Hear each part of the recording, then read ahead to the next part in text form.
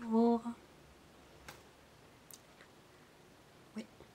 Alors vous êtes madame? Oui, vous avez bien rendez-vous, hein, exactement. Oui, on a eu une annulation, c'est pour ça que j'ai pu vous prendre plus tôt. Non, effectivement, ce n'est pas moi le généraliste habituel dans le cabinet. Oui, c'est une amie. Oui, elle a eu quelques soucis, des imprévus, donc elle a téléphoné dans ma structure. Oui, nous on travaille en maison médicale, donc on est trois médecins. Donc du coup, bon voilà, comme il n'y a pas trop de monde dans ma ville actuellement, on est un peu plus calme.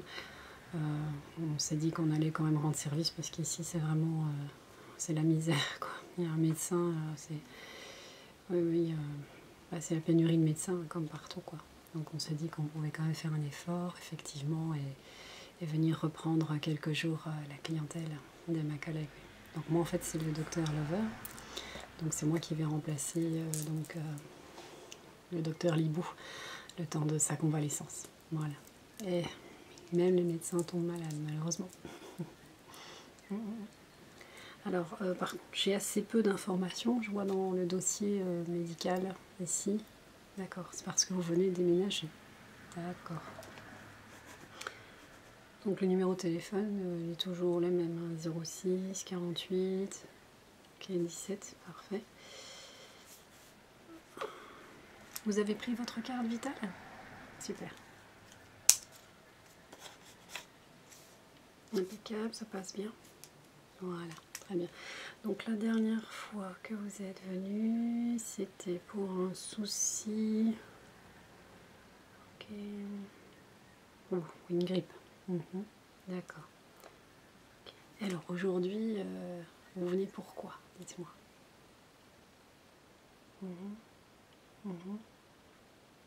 Ah. Vous en avez vraiment, mais vraiment marre? Vous avez tout le temps mal? D'accord. Ça fait longtemps que ça dure? 2-3 ans? D'accord. C'est pas notifié dans la visite? Vous n'en aviez pas encore parlé à ma collègue? D'accord. Oui, c'est vrai qu'avec la grippe, il y avait peut-être d'autres priorités, je comprends. Oui, je comprends tout à fait. Donc, alors, essayez de me dire le mieux possible la date d'apparition, les signes, si vous vous rappelez, parce que 2-3 ans, ça commence à faire long, donc ça peut être compliqué de... D'accord, donc ça a commencé d'abord plutôt la hanche une première fois. Mais c'était vite passé, d'accord. Et puis après, ça a été plutôt l'épaule. Ok.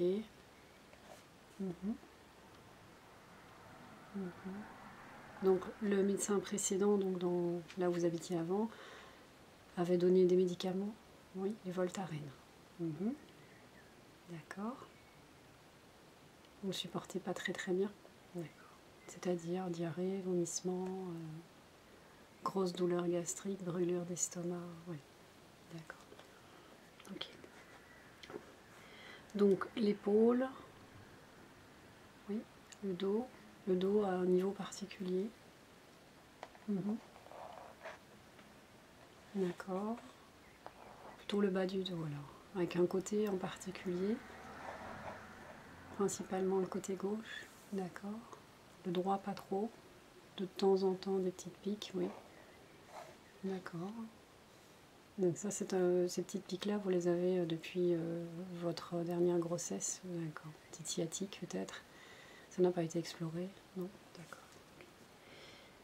Et qu'est-ce qui fait qu'aujourd'hui tout ça vous paraît vraiment intolérable, puisque du coup ça fait quand même 2-3 ans que vous traînez tout ça, et là aujourd'hui vraiment je vous sens à bout. Vous n'arrivez plus à dormir. D'accord, vous ne pouvez pas vous mettre sur le côté gauche parce que ça fait mal. Ok. D'accord. Sur les longs trajets en voiture, votre jambe s'endort. Oui, quand même, ça commence à être assez sérieux tout ça. Oui, bien sûr. Et là, depuis quelques jours, vous vous sentez oppressé au niveau respiratoire. Donc ça, c'est vraiment quelque chose de tout nouveau. Oui. Au final, ça a déclenché, je pense, votre consultation. C'est vous arrivez au bout de ce que vous êtes capable de supporter, je pense. D'accord, d'accord. Oui. Voilà. Donc voilà, quand on arrive au bout du supportable, effectivement, il faut intervenir, il ne faut plus laisser traîner, parce qu'après ça tourne un peu à la dépression, et On ne sait plus très bien où est le blanc du vrai du noir, le début de la fin. Alors, je vais déjà commencer par faire un examen, d'accord, hein, on va faire un examen général.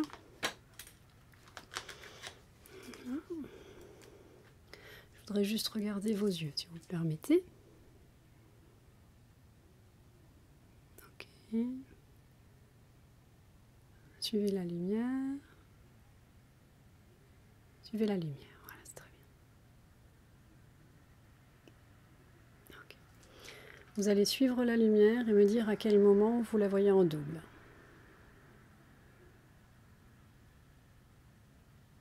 D'accord, on va refaire une deuxième fois. Je vais cacher votre œil.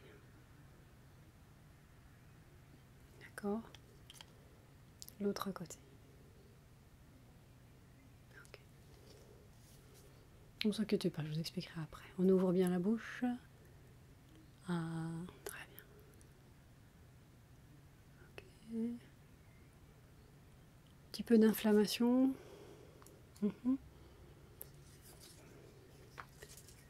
Regardez les conjonctives. C'est un petit peu rouge tout ça. Hein. Ok. Alors.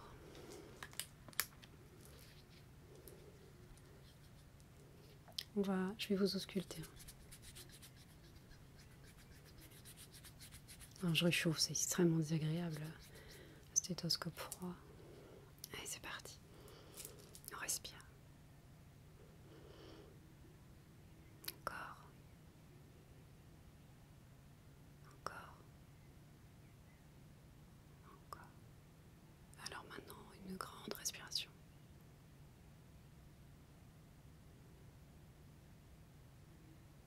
Ok. Prendre attention.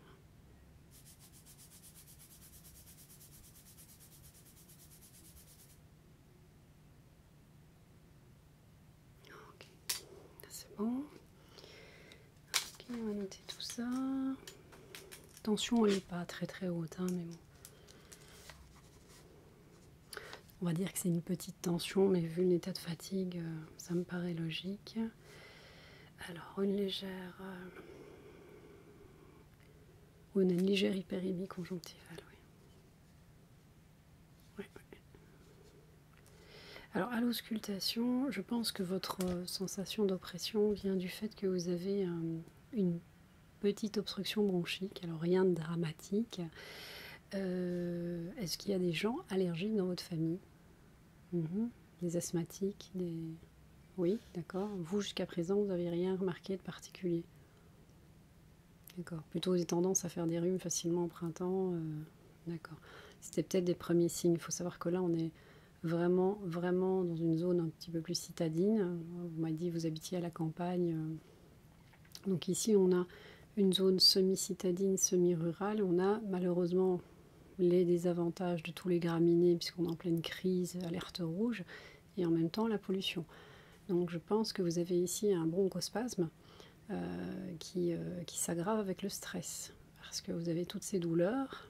Je pense que le stress que vous avez, qui est lié à toutes vos douleurs, plus les graminées, plus la pollution, c'est compliqué pour votre corps pour le moment. Et du coup pour votre psychisme aussi. Oui. Donc on va quand même prescrire une prise de sang qui a pour objectif de déterminer qu'il n'y ait pas de souci de coagulation, notamment les dédimères, pour vérifier que les douleurs, cette oppression que vous avez, vous ne parlez pas réellement de douleurs thoraciques, si de temps en temps, d'accord, à quel endroit? C'est assez localisé, ça ne change jamais d'endroit, d'accord. D'autant plus alors de faire ce dosage qui nous permettra de voir s'il n'y a pas de la surcoagulation ou pas assez de coagulation, enfin voilà. Donc c'est juste une manière de déterminer s'il n'y a pas de risque d'avoir des thromboses, des choses comme ça. On peut avoir des petits caillots dans les poumons qui peuvent engendrer l'essoufflement. Voilà, d'accord. Donc on va déjà explorer tout ça. On va traiter ce problème de spasme respiratoire. Je vais vous mettre sous antihistaminique parce que ça, il n'y a pas trop de risques. En plus, bon, c'est pas le but, mais les antihistaminiques chez certaines personnes, ça aide pas mal à dormir. Donc voilà. Donc la prise de sang, on fait un bilan complet. Alors quand je dis bilan complet, nous allons aussi aller rechercher les carences en vitamine D, puisque pour tout ce qui est ostéo-articulaire, c'est important et c'est assez fréquent, mais dans certains cas, ça peut être dramatiquement bas. Et nous allons rechercher les problèmes de thyroïde qui peuvent être responsables aussi de troubles de tendons, puisque ces douleurs ici au niveau de l'épaule peuvent être d'origine tendineuse. Alors, comme je disais, au stade douloureux où vous vous situez de votre niveau de tolérance, je pense qu'il faut qu'on aille chercher tout de suite plus loin parce que de toute façon, dès qu'on veut faire un examen complémentaire, il y a 2 semaines, 4 semaines, un mois et demi d'attente. Pareil pour voir des spécialistes. Donc, je ne vais pas vous laisser comme ça plus longtemps.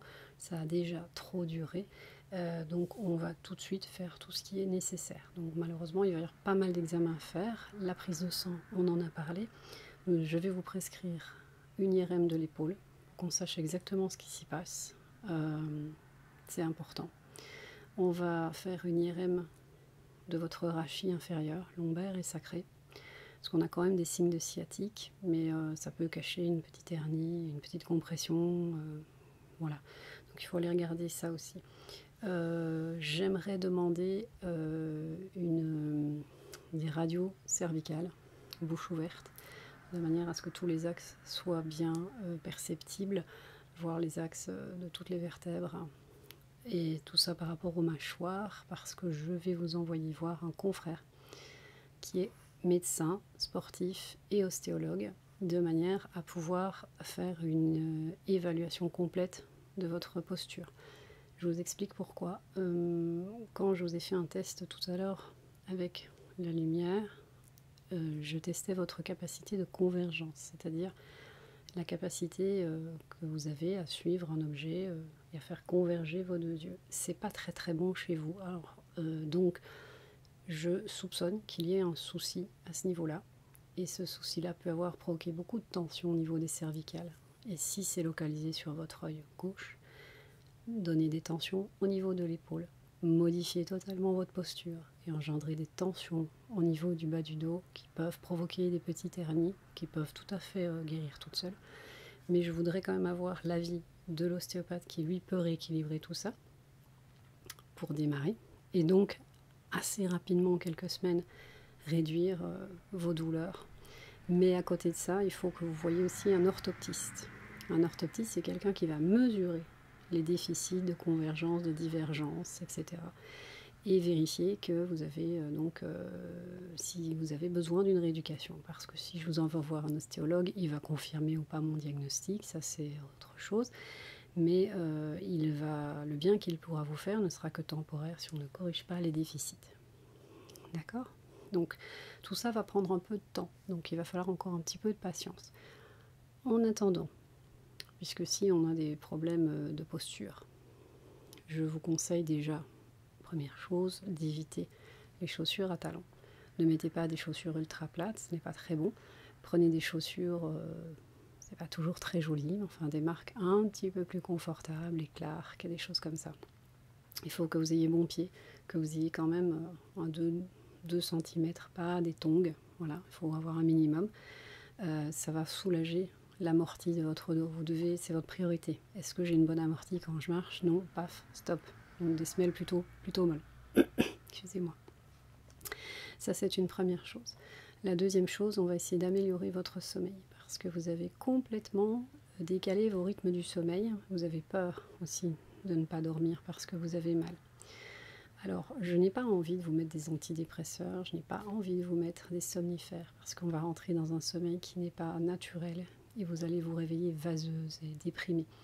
Donc, tant que ce ne sera pas absolument indispensable, j'aimerais m'en passer. Donc, mon objectif ici, c'est de travailler avec des plantes que vous allez prendre 1 heure ou 2 avant de vous coucher, associées avec de la mélatonine. La mélatonine, ça permet au cerveau de lui dire faussement qu'il est l'heure d'aller se coucher. Associé avec du magnésium. Tout ça va avoir un effet globalement apaisant sur vous. Ça, c'est pas du tout un problème. On peut aussi utiliser des huiles essentielles. Ça, c'est pas non plus lavande, camomille, qu'on peut mettre sur un petit mouchoir en dessous du coussin pour faire dodo. Ça peut aider. Ou alors vous achetez des formulations toutes faites. Là, après, c'est une question de choix. Il faut que les odeurs vous plaisent, bien sûr. Donc ça, c'est vraiment pour essayer de réguler un peu le sommeil. Il faut du coup pas aller vous coucher non plus trop tard. Il Il faut un petit peu savoir à quel moment vous êtes fatigué. Il ne faut pas vouloir vous coucher à 23 heures parce que le fil finit à 23 heures.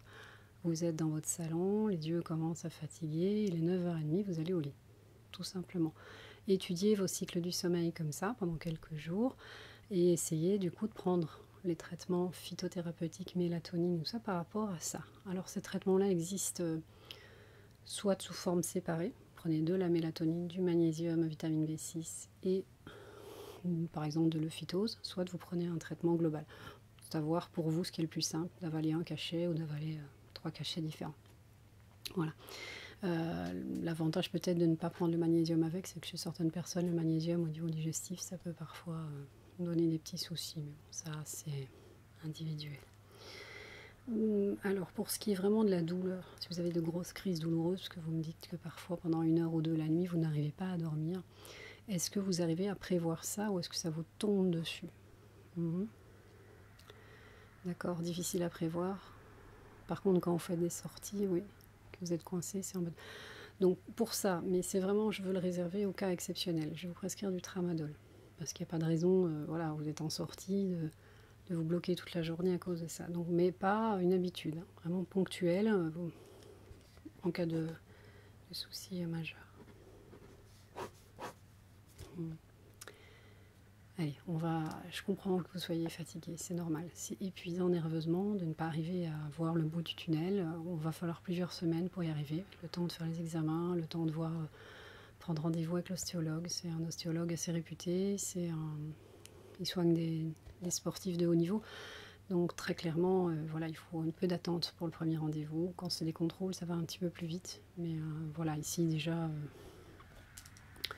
vous aurez un rendez-vous déjà un peu plus rapide, ne serait-ce que parce que c'est prescrit. D'accord ?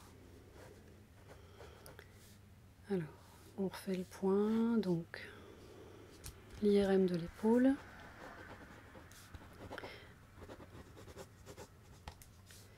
Alors, vous voudrez faire l'IRM de l'épaule, c'est un rendez-vous. Vous devez prendre 2 rendez-vous différents, parce qu'ils ne feront pas les 2 le même jour. D'accord ? Ça, vous pouvez le faire un jour d'intervalle, mais pas les 2 le même jour, ça ne sera pas accepté.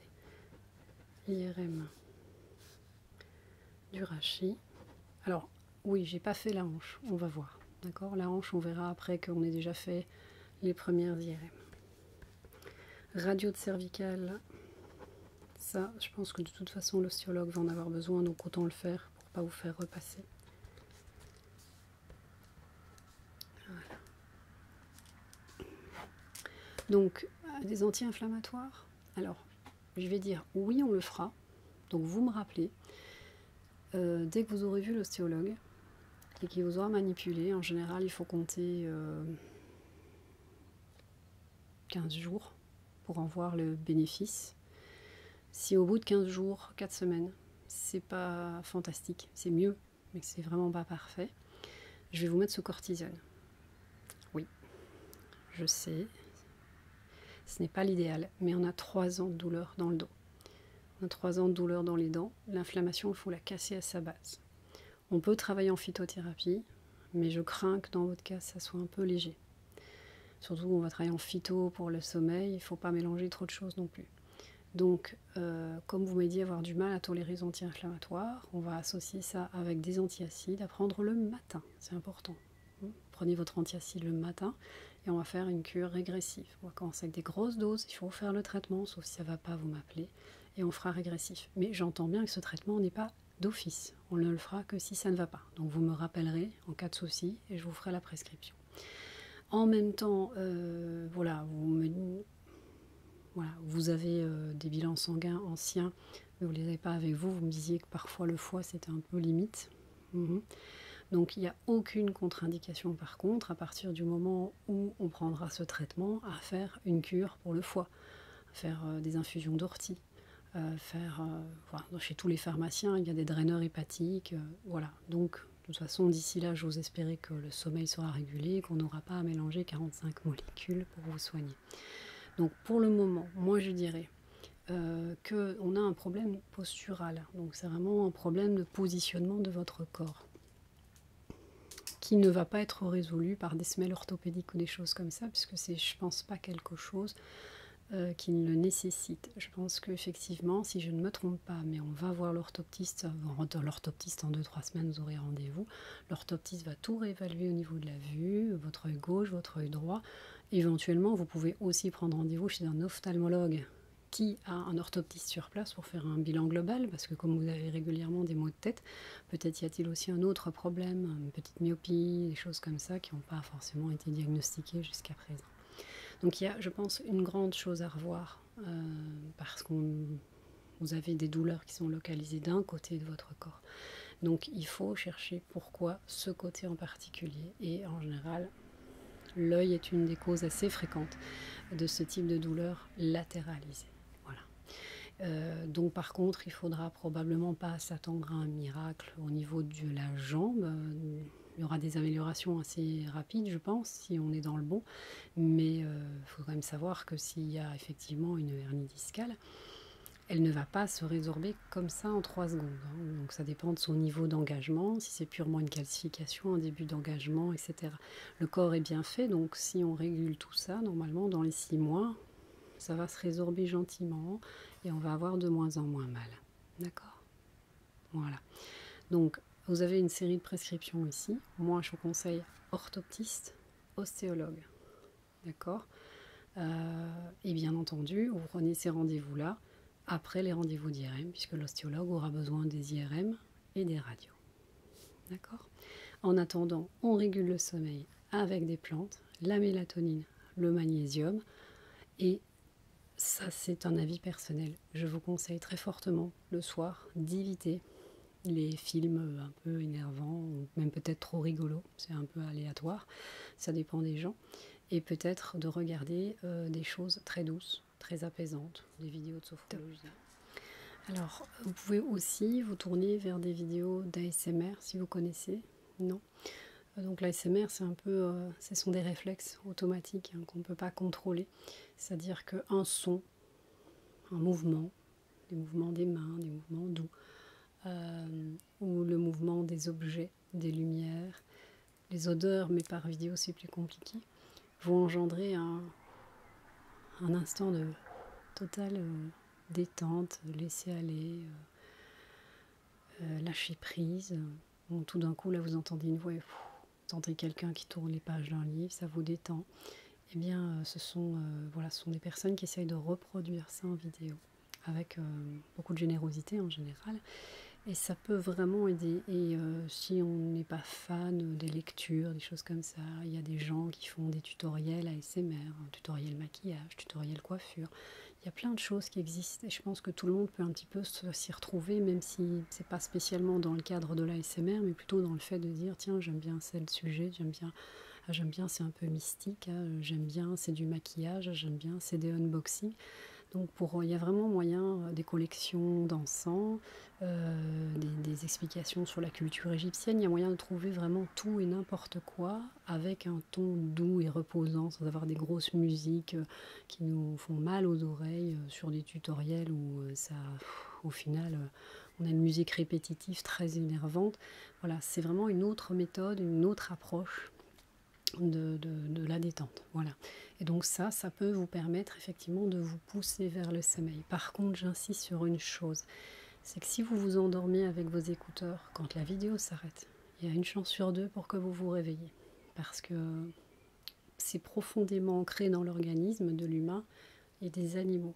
On s'endort dans un certain niveau de lumière. Donc que la lumière s'en aille doucement, c'est normal. Mais dès qu'il y a un changement brusque dans l'environnement, le corps, c'est sa défense, normalement se réveille. C'est pas le cas de tout le monde, il y en a en plein orage et ne se réveillent pas, c'est des ours.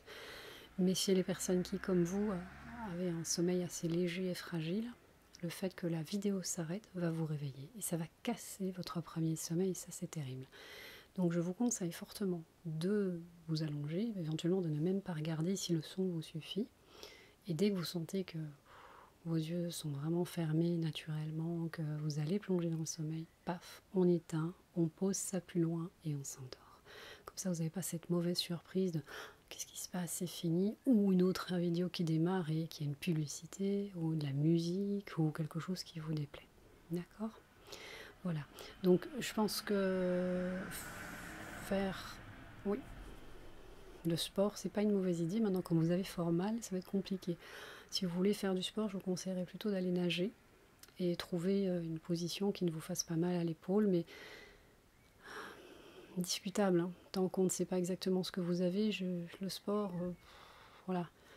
Après, d'autres choses qui fonctionnent chez certains patients très bien, alors c'est pas encore très très connu ici en France, mais aux États-Unis c'est presque utilisé, ou au Canada je ne sais plus, quasiment, même en prescription, ce sont les tapis de fleurs. Donc ce sont des tapis avec des fleurs en plastique qui ont des petites pointes sur lesquelles on s'allonge, un peu comme un fakir, et ces petites pointes vont venir provoquer des zones, je dirais, de vascularisation par irritation finale, et vont attirer le sang vers la zone qui est malade. Et en même temps, comme on n'appuie plus de tout notre poids sur les vertèbres, sur les muscles, c'est que sur des points, ça va soulager certaines tensions. C'est assez cher, hein. Il y en a à partir de 60 €. Les grandes marques de démarrage, bio, en bambou, machin, etc., se montent à 100, 110 €. Il faut être capable de le supporter. Ça marche bien en général. C'est pas... Après, voilà, ça guérira pas, mais ça soulage. Ça peut aider à soulager les tensions. Donc il y a plein de choses qui existent, mais ne faites pas tout et n'importe quoi tout de suite, hein. On a le temps. Ça fait 3 ans que vous souffrez. Donnez-vous encore quelques semaines et donnez-nous quelques semaines pour résoudre votre problème. Essayez de résoudre en tout cas. On ne va pas tout résoudre comme ça en un coup de cuillère à peau. Mais... Puis si vous avez des choses que vous avez envie de faire, faites-les. Amusez-vous un peu. Si vous avez envie de faire un puzzle, un sudoku, de la peinture, du dessin, n'importe quoi, de la sculpture, de la poterie, offrez-vous ce temps-là, prenez-le et ne restez pas à maugrer sur votre souffrance. C'est important. Et parlez-en. Souvent les gens qui ont mal ne parlent pas, ils sont gênés. Ils pensent que parler de leur douleur va ennuyer les autres. C'est très possible, mais il n'y a pas que les proches qui peuvent vous écouter. Rentrez dans des groupes sur Internet et allez partager ça avec des gens. Vous allez voir, vous y trouverez une écoute extraordinaire et souvent beaucoup de soutien. Et ça peut vraiment vous aider dans votre parcours, de vous rendre compte que vous n'êtes pas la seule à souffrir. Parce que, bien voilà, comme vous me le dites, ça fait 3 ans que vous souffrez, vous avez consulté au moins 5 fois avant d'arriver ici. C'est un peu triste. C'est un peu triste. Comme je vous le dis, le désert médical fait que les médecins prennent moins de temps pour écouter leurs patients et c'est un peu dommage. Voilà, c'est compliqué, mais il y a parfois des consultations qui pourraient être plus courtes parce que c'est des petits bobologies, vais-je dire, qui nécessiteraient peut-être même pas de visite chez le médecin. Et puis on a des patients comme vous sur lesquels on devrait prendre du temps. Et pas juste 10 minutes. Prendre le temps d'écouter et faire revenir et peut-être même dialoguer par mail si on n'a pas beaucoup de temps. Voilà, je pense qu'il y a quelque chose à faire là, mais bon, ça après, ça ne tient pas qu'à nous médecins qui sommes sur le terrain, c'est aussi... il faut plus de nouveaux jeunes médecins compétents et motivés et humains, quoi, qui comprennent que voilà, c'est pas un métier qui a pour gagner de l'argent, c'est quand même aussi un métier de passion. Soigner, voilà, le travail dans la santé, c'est quand même, je crois à la base, ça doit quand même être un métier de passion et de générosité. Voilà. Donc s'il y a un souci, vous n'hésitez pas, je vous mets mon mail. Donc je réponds pas forcément toutes les 2 secondes, hein, je dors, je mets des week-ends, j'ai une famille. Mais n'hésitez pas à me contacter, il n'y a aucun problème. Si vous avez une question, une interrogation, un doute, vous m'écrivez. Si vous...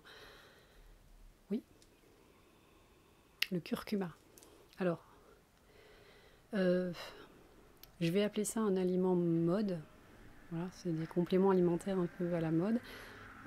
Probablement ça fait pas de tort. Il n'y a pas vraiment d'études proprement parlé. Tout ce qu'on sait, c'est que le problème, c'est que chaque gélules de curcuma, suivant les marques, n'ont pas la même capacité à traiter parce qu'ils n'ont pas tous une bonne biodisponibilité. C'est-à-dire que l'intestin n'arrive pas vraiment à bien le résorber. Donc souvent, vous allez trouver soit que du curcuma, soit du curcuma et de la pipévérine dans les gélules. La pipévérine, c'est dérivé du poivre. Le problème, c'est que les deux ensemble, ça peut irriter l'intestin. Donc si vous avez déjà des douleurs abdominales, des difficultés à digérer ou des intolérances alimentaires, c'est très déconseillé. Donc après, il faut vraiment bien lire les étiquettes. Et puis après, il y a du curcuma avec d'autres molécules associées qui ne sont pas la pipévérine, qui eux seraient moins dangereux, enfin dangereux, entre guillemets, hein. Je veux dire, c'est relatif, mais moins gênant au niveau digestif. Mais là-dessus, j'avoue que pas encore un grand recul, mais c'est vrai que c'est assez reconnu. Alors il y en a qui mettent du curcuma dans leur salade avec du gingembre et du poivre, pour pas prendre des gélules et qui trouvent que ça marche bien. Il y en a qui prennent de l'arpagophytum aussi pour les douleurs osseo-articulaires. Je pense que chaque personne est différente. Mais pour le moment, ne vous laissez pas trop aller à trop de choses différentes. Parce que finalement, c'est vrai qu'en désespoir de cause, on achète un peu tout. Et il ne faut pas trop mélanger les choses. Les plantes, c'est vrai que ça peut être dangereux si c'est mal associé. Donc ne mélangez pas trop de choses. Pour le moment, partons plutôt sur le sommeil. Faisons le reste. On a le tramadol pour les grosses douleurs, du dafalgan si vous voulez. On verra pour le reste. Ne mélangeons pas trop de choses en même temps. D'accord? Voilà. Si vous avez des questions, ça vous paraît clair? Combien de temps le traitement pour le sommeil? Moi, je pars entre 2 et 4 semaines. On va voir. D'accord? Ça peut être long. Le temps que vous trouviez votre petite routine du soir. Bon, par exemple, je vois que vous êtes maquillée. Voilà, je ne sais pas si le soir vous faites une routine des maquillages, etc. Je pense que essayez de vous faire plaisir à ce niveau-là. Même acheter petite crème qui vous fait vraiment plaisir. Bio, bah, c'est encore mieux, bien sûr. De manière à vous que ce soin ce soit plaisant, quoi. Vous voyez, voilà, vers 20h, vous commencez des maquillages, soins, machin, petit massage, automassage du visage, vous voyez, de faire comme ça, bien vous masser, remonter les peaux. Vous n'êtes pas vieille, hein, on s'entend bien, mais voilà, tirez vers le haut. En même temps, vous massez les tempes. Tout ça, ça peut vraiment amener une grande détente et pas juste, tiens, je me fais vite une crème, quoi. Hein. Alors voilà. Donc je vais vous souhaiter une bonne fin de journée. J'espère qu'au moins cette consultation vous aura permis de vous détendre un peu, parce qu'on va entrevoir, j'espère, des solutions, et on se tient bien sûr au courant. Donc je vous souhaite une bonne journée. Au revoir, à bientôt.